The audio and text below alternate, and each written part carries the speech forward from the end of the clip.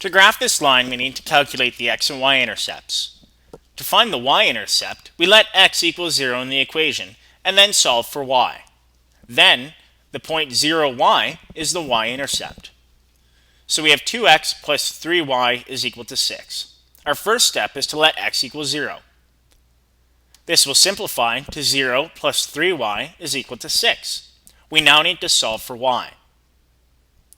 We divide through by 3 to isolate y and find that y equals 2. Therefore, the y-intercept for the equation 2x plus 3y equals 6 is 0, 2. To find the x-intercept, we let y equal 0 in the given equation and then solve for x. Then we know the point x, 0 is the x-intercept. Again, we start with the equation.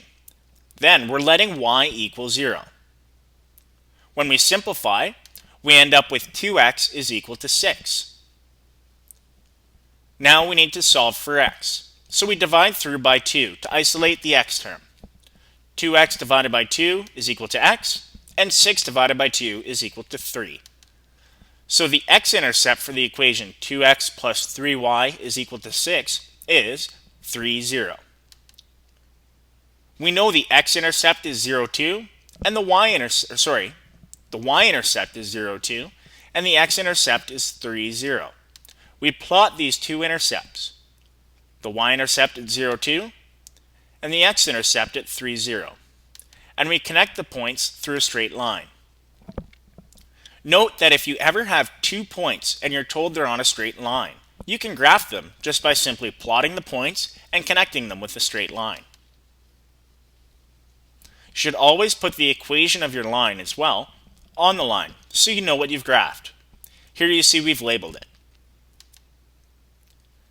To go from 2x plus 3y equals 6 into slope y-intercept form, we have to solve for y. This will give us an alternate equation that will tell us the slope of this line. We do this by subtracting 2x from both sides. When we simplify, we find that we have 3y is equal to negative 2x plus 6. To isolate y, we simply need to divide by 3. And when we're finished, we have y is equal to negative 2/3 x plus 6 over 3.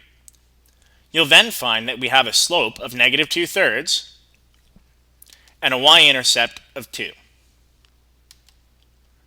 Graph the line 6x minus 3y is equal to 24 using the intercept method.